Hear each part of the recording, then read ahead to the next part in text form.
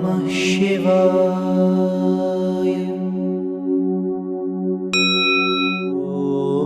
Om Namah Shivaya.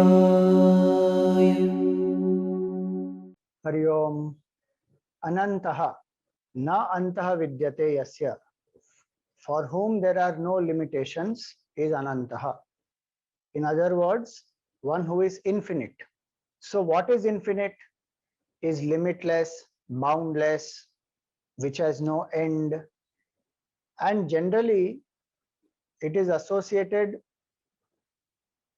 with space and time, also associated with numbers.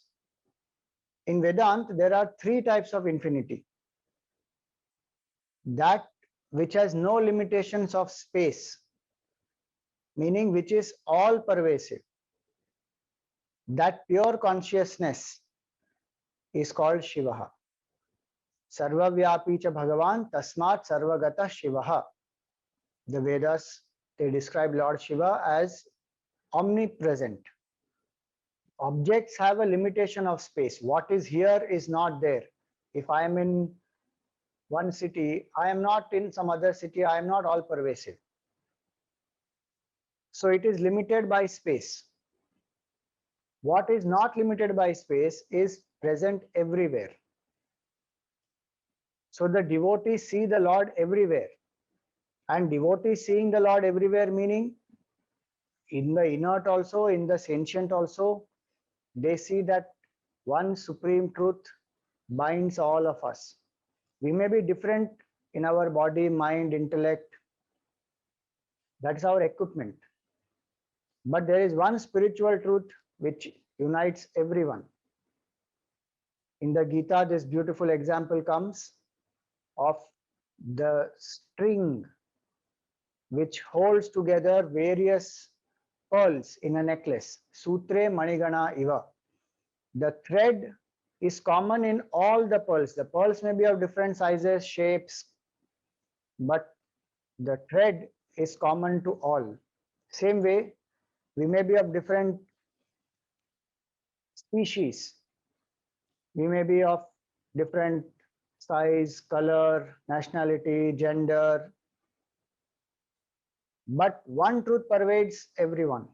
And this is the foundation of respect for all life, love for the environment, ecological sustainability, and also a world which is peaceful and happy is possible only when we mutually respect each other and see the divinity in each other. Peaceful coexistence of all species is possible only when this truth is understood. So when we say Vasudha Eva Kutumbakam, the entire earth is one family. In fact, we believe the entire universe and even multiverses are all pervaded by one truth. So the practical implication of understanding that there is one infinite truth which is all pervasive, and that is indicated here as Shivaha. It can be any form, but the truth that is expressing is one and the same. And by itself it is nameless, formless, attributeless, and that is why it is infinite. Any specific form cannot be all pervasive. That which is all pervasive is necessarily absolute and formless. So first type of infinity is the infinity of space. So Vedanta says that the limitation of space is not there. Desha Paricheda is not there. So it is called Desha Aparichinna.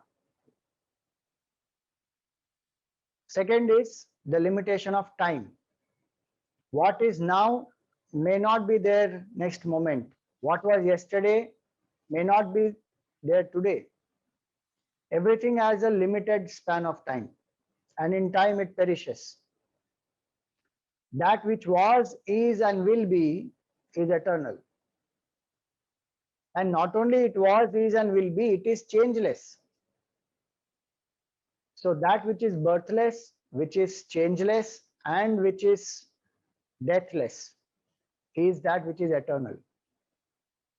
Nityo anityanam chetanas chetananam is a beautiful mantra from the Kathopanishad,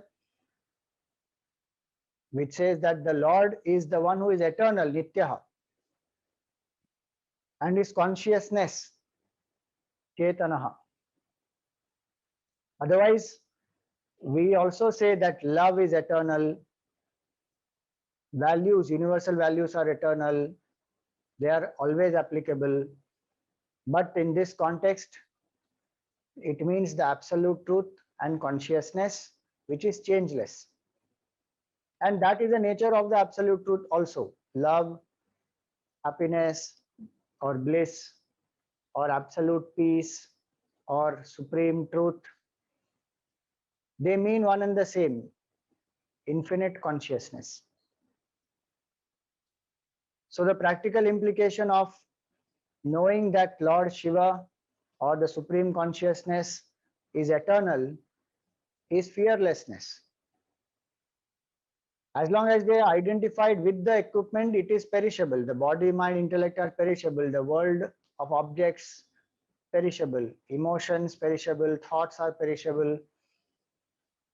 Everything is perishable. But the absolute truth is imperishable. It is changeless. And it is the witness in all of us.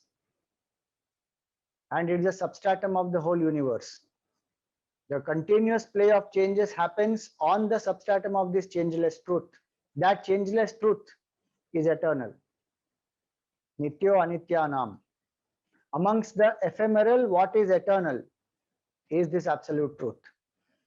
The more we contemplate on it, the more we get detached from the ephemeral and turn towards the eternal, and more fearless we become. So this limitation is called Kala Paricheda, and the absolute truth is Kala Aparichinna, beyond time, not limited by time. Also, it means that the same truth was realized by the great masters even in the Satyug, Treta Yug, Dwapar Yug, and today in Kali Yuga also we will realize the same absolute truth. The same absolute truth which manifested as Rama and Krishna and many avatars is the truth that you and I will realize. Though most ancient, yet ever new. That's why it is called Puranaha. Most ancient, yet ever new, because it is changeless. See, when we collect something 200 years old, 500 years old, 1000 years old, it is called an antique piece, and it has such antique value and a very high price. The truth is the oldest, and it is our true nature, and we have not known it so far, and hence it is priceless, invaluable. The same truth that is realized by the great masters, by even the creator like Brahmaji, is the truth that you and I can realize, and that is our true nature. How amazing is that? We run behind things which are modern, and it has its own relevance and importance, no doubt. But all those things will perish. The eternal truth will not perish. So one has to choose that having come into this world, am I going to just be lost in the ephemeral, or am I going to seek the eternal? Play with the ephemeral without losing the grip on the eternal, or without missing out on the pursuit of the eternal. That is what our great masters advise us, and that is the best use of human life. The third limitation is the limitation of objects. The pen, the phone, the book, this computer, the camera, each object is different from the other. Their properties are different from the other. But existence is common in all. So when we think about infinity, it is very amazing that generally people understand infinity of space, infinity of time, but infinity of objects is not understood. In the sense that there is one truth which is common in all the objects, though the objects are different from each other. That is the isness, that every object exists. So one of the mantras of the Vedas, they say, na stri, na shando, na puman. Neither a woman nor a man nor a group of things. The Lord is not limited by any of the properties, but he is all this at the same time. Like a camera cannot be the book, but both the camera and the book are the appearances of the same Lord, the same consciousness. So consciousness alone is the camera also and the book also. Just like in the dream world, every object is nothing but the dreamer's mind alone. By itself, the object may have different properties, but it's an appearance of the same mind of the dreamer.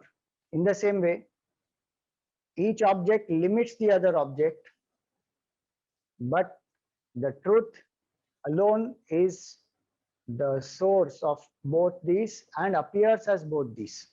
So one who is in everything as everything, who is not limited by any properties, is infinite. Hence, this is called Vastu Paricheda, and the truth is Vastu Aparichinna. So that which is infinite is defined in Vedanta as Desha Kala Vastu Aparichinnaha. That which is beyond the limitation of space, time, and objects. And that is one reason why we worship everything here as sacred and divine. Because everything is an appearance of the Supreme alone. If this attitude one has, then violence will not be there. Love and harmony would increase. Respect and trust for each other would increase. And ultimately, each one comes to realize oneness with the absolute truth. Hence, this is a beautiful name of Lord Shiva. It is also said in the Taittiriya Upanishad, Satyam Jnanam Anantam Brahma. The true nature of the absolute reality is Satyam, pure existence, Jnanam, consciousness, and Anantam, infinity or absolute bliss. May the Lord help us to realize that we are also Anant and we are Brahman, we are Shiva.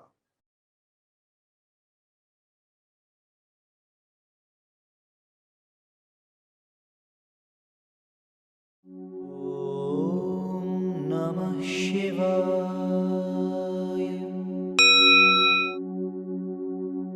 Om Namah Shivaya.